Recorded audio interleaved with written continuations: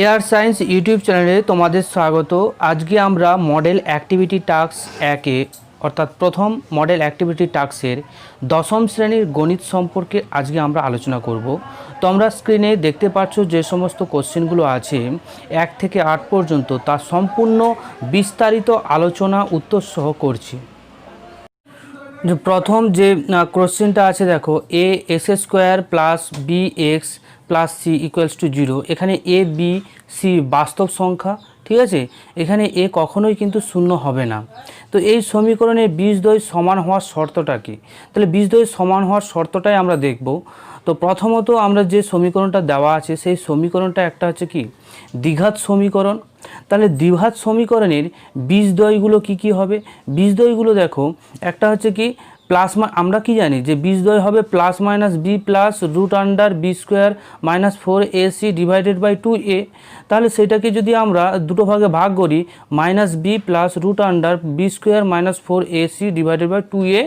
আরেকটা আসছে কি minus B minus root under B square minus 4ac by 2a। তাহলে এই দুটো হচ্ছে বীজ ওই সমীকরণের। আর এই যে বি স্কোয়ার মাইনাস 4ac, এই দ্বিঘাত সমীকরণের যে বি স্কোয়ার মাইনাস 4ac, এটাকে আমরা কি বলি? নিয়ামক বলি। তাহলে নিয়ামক যদি শূন্য করি আমরা, এই দুটোর ক্ষেত্রে নিয়ামককে আমরা শূন্য করে দিয়েছি। দেখো এটা হচ্ছে নিয়ামক, এটাকে যদি আমরা ধরেই নিই যে শূন্য, তাহলে দুটার ক্ষেত্রেই শূন্য হয়ে যাবে। সেই ক্ষেত্রে প্রথম যে বীজ, তাহলে সেটা কি পড়ে থাকবে? Minus B by 2a, minus B by 2a।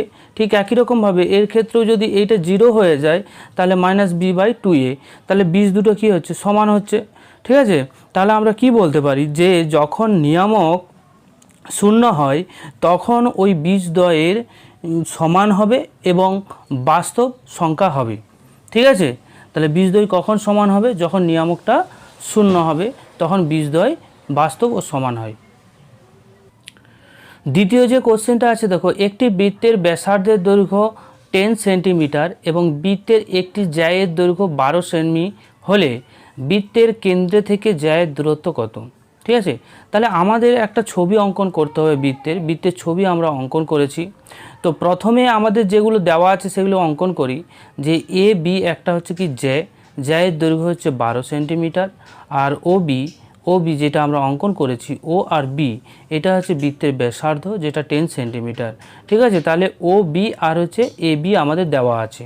তো আমরা চিত্রটাকে কমপ্লিট করার জন্য ও বিন্দু অর্থাৎ কেন্দ্র থেকে এ বি এর ওপর একটা লম্ব টানলাম যেটা হচ্ছে ওসি। ক্লিয়ার? তো বৃত্তের কেন্দ্র থেকে জ্যায়ের এর মধ্যে যে লম্ব ওসি টানা হয়েছে তা এ বিকে সমদ্বিখণ্ডিত করে, যে এ বি তাকে সমান দুটো অংশে ভাগ করেছে। তাহলে আমরা কি বলতে পারি? যে বিসি ইকুয়ালস টু এসি, অর্থাৎ বিসি ইকুয়ালস টু এসি, ঠিক আছে। তো বিসি ইকুয়ালস টু এসি, এটা টোটালটা হচ্ছে এ বি এর অর্ধেক। তাহলে এ বি এর অর্ধেক আমরা করেছি। তাহলে এ বি এর মান কত ছিল? 12, আর নিচে 2 দিয়ে ভাগ করলে 6, তাহলে 6 সেন্টিমিটার আসছে। তাহলে বিসি বা এসি কত করে আসছে? 6 করে আসছে দুটো, এটাও 6 এটাও 6, ঠিক আছে। ঠিক বিওসি একটা ত্রিভুজ আসছে বিওসি। তো এই বিওসি ত্রিভুজকে আমরা সমকোণী ত্রিভুজ বলবো, কারণ এ বি এর ওপর ওসি কিন্তু লম্বভাবে রয়েছে। তাহলে এই যে কোণ, এই কোণের মানটা হচ্ছে কি 90 ডিগ্রি। তাহলে একটা সমকোণী ত্রিভুজ, ঠিক আছে। তাহলে সমকোণী ত্রিভুজের আমরা বিসি যেটা ভূমি, তার মান জানি 6 সেমি। ও বি যেটা অতিভুজ, তার মান জানি 10 সেমি। তাহলে আমরা ওসির মানটা পেয়ে যাব, ঠিক আছে। পিথাগোরাসের সূত্র অনুসারে অতিভুজের স্কোয়ার সমান লম্ব স্কোয়ার প্লাস ভূমি স্কোয়ার। সেইখানে মানগুলো আমি বসিয়ে দিয়েছি। বসিয়ে দিয়ে দেখো ওসি এর মানটা কত আসছে। তাহলে ওসি সমান, তাহলে হয়ে যাচ্ছে ওসি স্কোয়ার সমান O B square minus BC square. তাহলে ও বি এর মান যা 10 তার স্কোয়ার, আর বিসি এর মান 6 তার স্কোয়ার করলাম। তাহলে টোটাল এর বিয়োগ করলে কত আসছে? 64 আসছে। তাহলে ওসি সমান রুট আন্ডার 64, আর 8 8 64। আমরা যদি একে রুট ভাঙি, ঠিক আছে, দুটো 8-এর গুণফল 64, তাহলে রুটের মধ্যে দুটো থাকলে একটা বেরিয়ে আসবে, তাহলে 8 সেমি। তাহলে 8 সেমিটা কী পেলাম? এই কেন্দ্র থেকে এই জ্যায়ের মধ্যবর্তী যে দূরত্ব ওসি, সেটাই আমরা পেলাম। সেটাই আমাদের নির্ণয় করতে বলেছিল, ঠিক আছে। সেটা আমরা নির্ণয় করতে পারলাম, ঠিক আছে, 8 সেমি। 3 নম্বর যে কোশ্চেনটা আছে দেখো, দুটি যে ঘনকের আয়তনের অনুপাত দেওয়া আছে 1:8, ঠিক আছে। তাহলে ঘনক দুটির সমগ্র তলের ক্ষেত্রফলের অনুপাত কত হবে? তাহলে আমরা ঘনকের যে সূত্র, ঘনকের আয়তনের সূত্রটা কি জানি, বাহুর কিউব হয়, আর ঘনকের সমগ্র তলের ক্ষেত্রফলের সূত্র হয় বাহুর স্কোয়ার। তাহলে আমরা প্রথমেই ধরে নিচ্ছি প্রথম ঘনকের বাহুর দৈর্ঘ্য এ আর দ্বিতীয় ঘনকে বাহুর দৈর্ঘ্য বি ধরলাম। তাহলে প্রশ্নানুসারে আমাকে কি বলেছে, প্রথম ঘনকের যে আয়তন ডিভাইডেড বাই দ্বিতীয় ঘনকের আয়তন, সেটা হচ্ছে কি 1/8। এখানে অনুপাত দিয়েছিল, সেই অনুপাতটাকে 1 করে আমরা করছি, ঠিক আছে। তাহলে এখানে দেখো প্রথম ঘনকের যে আয়তন সেটা কি হবে, যেহেতু প্রথম ঘনকের বাহুর দৈর্ঘ্য এ, তাহলে তার হচ্ছে আয়তনটা এ কিউব হবে। ঠিক একই রকমভাবে দ্বিতীয় ঘনকের আয়তন কী হবে, বি কিউব সমান কী হবে 1/8। এবারে 1/8কে দেখো আমরা কিউব করার জন্য, তাহলে 1-এর কিউব 1 হয়, আর 2-এর কিউব করলে 8 হয়, তাহলে কিউব করলাম, তাহলে এটা হোল কিউব আমরা করতে পারি এইভাবে 1/2 এর হোল কিউব, তাই তো।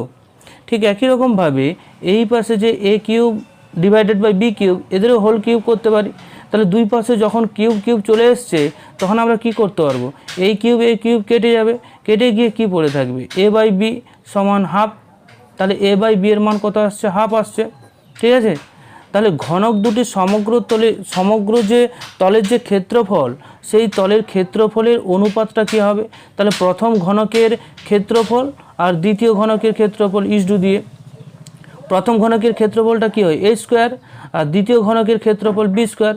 যেহেতু প্রথম ঘনকের যে বাহুর দৈর্ঘ্য এ, দ্বিতীয় ঘনকের বাহুর দৈর্ঘ্য বি, তাহলে আমরা এ স্কোয়ার ইসডু বি স্কোয়ার লিখি।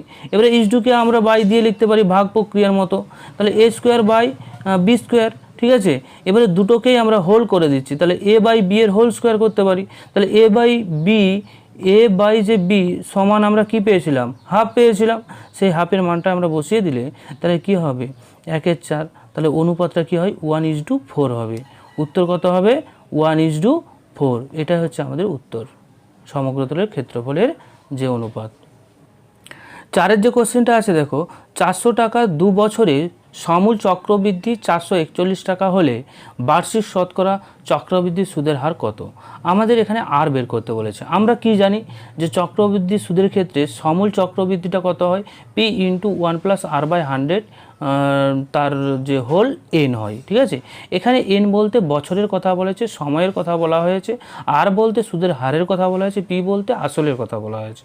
তাহলে এখানে যেটা দেওয়া আছে, আসল 400 টাকা দেওয়া আছে, সময় দেওয়া আছে 2 বছর, সমূল চক্রবৃদ্ধিটা দেওয়া আছে আমাদের, মানে এর পুরো মানটাই দেওয়া আছে 441 টাকা। তো আমরা এখন ধরে নিয়েছি সুদের যে হার তা হচ্ছে r%, ঠিক আছে। তাহলে সমূল যে চক্রবৃদ্ধি সেটা কত হবে 400, যে পি এর জায়গায় কী বসালাম আমরা 400 বসালাম, আর 1+r জানি না, rটা বের করতে হবে, এনের জায়গায় আমরা 2 বসিয়ে দিয়েছি, তাহলে এইটা এলো। এবারে দেখো এই যে সমূল চক্রবৃদ্ধি আমরা পেলাম, এই মানটা কিন্তু এই যে সমূল চক্রবৃদ্ধি সুদের হার তা কিন্তু দেওয়া আছে। তাহলে এই দুটোকে যদি আমরা শর্তানুসারে সমান করে দিই, তাহলে আর এর মানটা পেয়ে যাব। ঠিক একই রকমভাবে করেছি শর্তানুসারে, ঠিক আছে। এখানে আমি 400 টাকা নিয়ে এলাম, এটা 441 আর 400 এদেরকে দেখো ভাঙলে 21 গুণিত 21 করলে আমরা 441 পাই, আর 20 গুণিত 20 করলে 400 পাই। তাহলে এখান থেকে আমরা কি বলতে পারি যে 21-এর আর হচ্ছে 20-র যে হোল স্কোয়ার যদি করি, 21/20 হোল স্কোয়ার করলে 441/400 আসবে, সেটা আমরা করেছি। এবারে দুই পাশে যেহেতু স্কোয়ার আছে, স্কোয়ারটাকে আমরা কেটে দেব, কেটে দিয়ে কি পড়ে থাকবে 1+r/100 ইকুয়ালস টু 21/20, ঠিক আছে। এইখান থেকে সরলীকরণ করবে তোমরা, করার পর দেখবে শেষ পর্যন্ত r সমান আসবে 5। তাহলে আমাদের উত্তরটা কি হবে, বার্ষিক শতকরা চক্রবৃদ্ধি সুদের হার হচ্ছে 5%, ঠিক আছে। ক্যালকুলেশনটা আরও ভালো করে দেখো, যদি তোমরা পারো ভিডিওটিকে পজ করে এই কোশ্চেনের উত্তরটা আস্তে আস্তে করে লিখবে।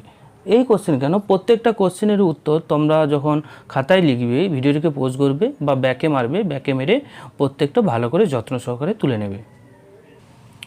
5 নম্বরের যে প্রশ্নটা ছিল দেখো, x আর 12, y আর হচ্ছে 27, আর যে ক্রমিক সমানুপাতে হলে x আর y এর মানটা কত হবে নির্ণয় করতেও আমাদের বলেছে। তো আমরা কি জানি যে ক্রমিক সমানুপাত হলে চারটা রাশি, তাহলে তাদেরকে আমরা এভাবে লিখতে পারি। আমরা যদি চারটা রাশি এ বি সি আর ডি এর কথা ধরতাম, তাহলে এ বাই বি আর বি বাই সি, আবার কি করতাম সি বাই ডি, এইভাবে লিখতাম না সেই ক্রমিক সমানুপাত অনুসারে। ঠিক সেইভাবে কিন্তু আমরা এই চারটা রাশিটাকে লিখে দিয়েছি। তো এইখান থেকে আমরা দেখো এই দুটো থেকে আমরা কিন্তু এটা পাই। তো এখান থেকে আমরা কি পেয়ে যাব, শুধু ওয়াইয়ের মান আননোন আছে, সেই ওয়াইয়ের মানটা স্কোয়ার হয়ে যাচ্ছে। দেখো এই ওয়াই আর এই ওয়াই পরস্পর কি হচ্ছে, গুণ হচ্ছে, গুণ হয়ে যে 12 আর 27 গুণ হয়ে যাচ্ছে। এবারে ওয়াই স্কোয়ার এলো, এখানে দেখো 12কে আমরা ভেঙে নিয়েছি 2 গুণিত 2 গুণিত 3, তাহলে 2 2 4, 4 3 12, 12 এসছে, 3 3 9, 9 3 27, 27 এসছে।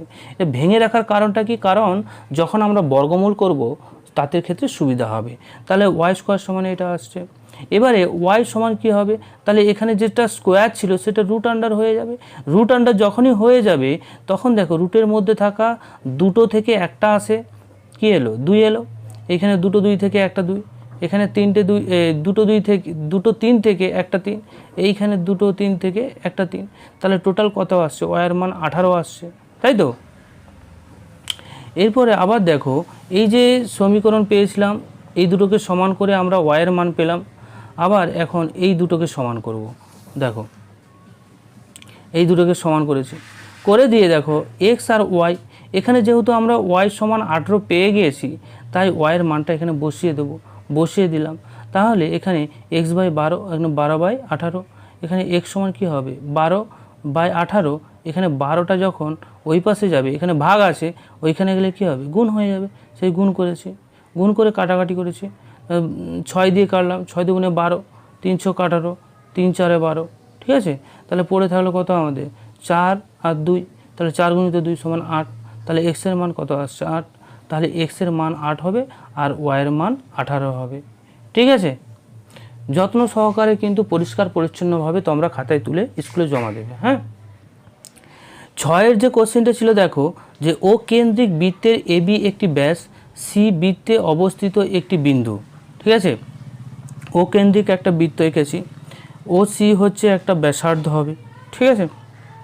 যেহেতু যে কোনো একটা বিন্দু সি, ঠিক আছে, বৃত্তের যে এই পরিধির মধ্যে অবস্থান করেছে সি বিন্দু, তাহলে ও সি কি ব্যাসার্ধ, ঠিক আছে এই বৃত্তের। আবার ও বি কি ব্যাসার্ধ, ও এ কি ব্যাসার্ধ, তাই তো। তাহলে একই বৃত্তের ব্যাসার্ধ যেহেতু, তাহলে প্রত্যেকটার মান সমান, এ ও সি আর ও বি সমান হবে। এবারে দেখো বলেছে যে ও বি সি মানে এই কোণটার মান 60 দেওয়া আছে, তাহলে আমাদের ও সি এ মানে এই কোণটার মান আমাকে চেয়েছে যে কত হবে এই কোণটার মান, ঠিক আছে। আমরা বের করি, তাহলে ও বি সি ত্রিভুজ থেকে আমরা কি পাই, এই যে দুটো বাহু, এই দুটো বাহু সমান, ওসি আর ও বি সমান হচ্ছে, কারণ একই বৃত্তের ব্যাসার্ধ আমি বলে এলাম। তাহলে ওবিসি একটি সমদ্বিবাহু একটা ত্রিভুজ, তাই তো, সমদ্বিবাহু ত্রিভুজ, যার জন্য ওসিবি আর ওবিসি কোণ পরস্পর সমান হয়। আর এখানে দেখো যেহেতু দেওয়া আছে ওবিসি কোণের মান 60 ডিগ্রি, তাহলে দুটো কোণ যদি সমান হয় তাহলে ওসিবি সমান কত হবে 60 ডিগ্রি হবে, তাই তো। মানে এই কোণটার মানও 60 হবে, এটার মান যদি 60 হয় তাহলে এটার মানও 60 হবে, ঠিক আছে। এবারে আমরা ঠিক চিত্রটা আবার অঙ্কন করলাম, কারণ এইখানে 60টা আমাদের বেরিয়ে গেছে, 60 ডিগ্রি কোণ, এখানে 60 ডিগ্রি দেওয়া ছিল, এটা 60 ডিগ্রি বের করলাম। এবারে দেখো সি বিন্দুটা যেহেতু একটা অর্ধবৃত্তস্থ একটা বৃত্তের একটা যে কোনো অংশে অবস্থান করেছে, তাহলে আমরা কি জানি যে অর্ধবৃত্তস্থ কোণ সমকোণ হবে। একটা অর্ধবৃত্তস্থ যদি আমি এটাকে অর্ধবৃত্ত ধরে নিই, এই অংশটাকে, ঠিক আছে, অর্ধবৃত্ত যদি ধরে নিই, তাহলে তার একটা অংশ এই কোণ, ঠিক আছে। তাহলে এই কোণের মানটা হবে কি 90 ডিগ্রি। এই পুরো যে কোণ, এই পুরো কোণটার মান হচ্ছে 90 ডিগ্রি, ঠিক আছে। সেই এ সি বি 90 ডিগ্রি ধরলাম। তাহলে এ সি বি কোণ মানে কি, এ সি ও আর হচ্ছে ও সি বি, সেটাই করেছি। এখানে দেখো এ সি ও বা ও সি এ একই জিনিস, কিন্তু কথাটা একই, ঘুরিয়ে আর কি লিখেছি, ঠিক আছে। তাহলে ও সি এ প্লাস এই যে মান ও সি বি আমরা 60 পেয়েছিলাম, সেটা বসিয়ে দিলাম। তাহলে ও সি এ সমান কত হচ্ছে 90 ডিগ্রি মাইনাস 60 ডিগ্রি সমান 30 ডিগ্রি। তাহলে OCA কোণের মান কত? 30 ডিগ্রি। এটাই আমাদের উত্তর হবে। ক্লিয়ার? এবারে যে 7 দাগের কোশ্চেনটা দেখো, একটি ঘনকের প্রত্যেকটি ধারের দৈর্ঘ্য 50% বৃদ্ধি পেলে ঘনকটির সমগ্রতলের ক্ষেত্রফল শতকরা কত বৃদ্ধি পাবে? এবার আমরা ধরে নিচ্ছি ঘনকটির বাহু প্রাথমিক দৈর্ঘ্য হচ্ছে 100 একক ধরে নিচ্ছি, তোমাদের সুবিধার্থে 100 ধরলাম, ঠিক আছে। এবারে 50% বৃদ্ধির ফলে বাহুর দৈর্ঘ্যটা এখন কত দাঁড়াবে? আগে ছিল 100, বেড়ে হয়েছে 50% বেড়েছে, তাহলে এখন কত হয়েছে? 150, তাই তো। আরে 100-র মধ্যে 50 বাড়লে কী হবে? তাহলে 150 হলো। তাহলে পূর্বে যখন 100 বাহুর দৈর্ঘ্য 100 ছিল, তখন ঘনকের সমগ্রতলের ক্ষেত্রফল কত ছিল? তাহলে 100 স্কোয়ার করব, তাহলে কি হচ্ছে? 10,000 বর্গ একক। আবার বাহুর যে দৈর্ঘ্য 50% বৃদ্ধির জন্য সমগ্রতলের ক্ষেত্রফলটা কত হয়েছে? দেখো, বাহুর দৈর্ঘ্য যখন 50% বেড়ে গেল, তখন তার বাহুর দৈর্ঘ্য 150 হয়ে গেল, 150 একক। তাহলে 150 এককের স্কোয়ার করলে কত আসে? 22,500 বর্গ একক। হয়তো ক্যালকুলেশন করলে তো আমাদের একটু বেশি মনে হচ্ছে, কিন্তু এতে বিয়োগ করা অনেকটা সুবিধা, বোঝাটাও অনেকটা সুবিধা। তাহলে পূর্বেরটা বেরোলো, এখনকারেরটা বেরোলো। তাহলে পূর্বের তুলনায় ঘনকের যে ক্ষেত্রফল কতটা বেড়েছে? আগে এসেছিল 10,000, এখন এসছে কত? 22,500। তাহলে দুটোকে বিয়োগ করলে আমরা কত আসবে? 12,500 বর্গ একক আসবে। এই যে 12,500 বর্গ একক কত থেকে কতর মধ্যে বেড়েছে? যে 100 বর্গ এককের ক্ষেত্রফলের ক্ষেত্রে বৃদ্ধি হয়েছে কত? এইটা বৃদ্ধি হয়েছে। কত বৃদ্ধি হয়েছে? 12,500। 10,000-এ বৃদ্ধি পেয়ে হয়েছে 12,500। তাহলে একে কত? 100-এ কত? করলে দেখবে যে 100 যেহেতু করছি, তাহলে পার্সেন্টেজ আসবে, তাহলে 125%। অর্থাৎ শতকরা যে ক্ষেত্রফলের বৃদ্ধি তা কিন্তু 125% হবে। এটাই আমাদের উত্তর। 8-এর দিকে যে কোশ্চেনটা দেওয়া আছে, এটা একটা সমাধান করতে বলেছে, আর এখানে বলে দিয়েছে এক্সের মান কখনো -1/2 হবে না, এটা বলে দিয়েছে, ঠিক আছে। এবারে এই যে সমাধান করার সময় আমরা কি করব? এখানে কিছু নেই, 1 ধরবো, তাহলে 1 আর এর লসাগু কত হবে? এটাই হবে, এটাই বসালাম। তাহলে 1 দিয়ে এটাকে ভাগ করলে কত হয়? ওটাই আসবে। আর ওটাকে দিয়ে আবার উপরে যেটা আছে সেটা কি হয়? গুণ হয়। সে গুণ করলে কি? স্কোয়ার এলো, তাই না? আর এখানে দেখো, এটাকে দিয়ে এটাকে ভাগ করলে 1 আসবে, 1 3 3 হয়ে গেল, তাই তো। এবারে আমরা সূত্রে ভেঙে নিচ্ছি, a² + 2ab + b² এর সূত্রে ভেঙে নিচ্ছি। ভেঙে নিলে কি হবে? দেখো, 2a² এটা এলো, ঠিক আছে। আর এখানে যে এই নিচে যেটা ছিল না 2x + 1, সেটা ওই পাশে চলে গেলে, মানে ডান পাশে চলে গেলে কি হয়? গুণ হবে। তাহলে সেইটা গুণ করে দিলাম আমরা। তাহলে পরস্পর কত হচ্ছে? 4x² + 4x + 4, 1 আর 3 যোগ হলে 4 সমান কী হচ্ছে? 4 × 2 = 8, 8x + 4। এখানে দুই পাশে যেহেতু +4 আছে, তাহলে কেটে দিতে পারবো, কারণ এই 4টা যদি এই পাশে আসে তাহলে মাইনাস হয়ে যায়, তখন কী হয়? প্লাস মাইনাস কেটে যায়, ঠিক সেই রকম। এবারে 8xকে আমরা বাম পাশে নিয়ে এসেছি, 8xকে বাম পাশে নিয়ে এলাম, ফলে কি হবে? 8x + 4x সমান বিয়োগ করলে কি হয়? -4x। তাহলে 4x² - 4x সমান 0। তাহলে এখান থেকে 4x যদি আমরা কমন নিই, x - 1 পড়ে থাকবে, ঠিক আছে, সমান 0। তাহলে x সমান কত? x × x - 1। এই 4টাকে আমরা কি 0 করে দিলাম, ওই পাশে গেলে 0 দিয়ে 4কে ভাগ করলে কি 0 হয়, তাই তো। এবারে x সমান, দেখো x সমান 0 একবার হবে, আর x - 1 সমান একবার 0 হবে। তাহলে x সমান 0 এইটা একটা মান, আর x - 1 সমান 0 একটি মান। তাহলে এখান থেকে x সমান 1 আসছে। তাহলে এই সমস্যার সমাধানের কি পেলাম আমরা x সমান হচ্ছে 0, আর আরেকটা x এর মান হচ্ছে 1। তাহলে x এর মান সমাধান থেকে পাই 0 আর 1। এই ছিল আমাদের প্রথম মডেল অ্যাক্টিভিটি টাস্কের গাণিতিক সমস্যার সমাধান। তোমাদের ভিডিওটি ভালো লাগলে লাইক করবে, সাবস্ক্রাইব করবে এবং বন্ধুদের মধ্যে শেয়ার করবে, যাতে তারাও অ্যাক্টিভিটিটি করে স্কুলে জমা দিতে পারে।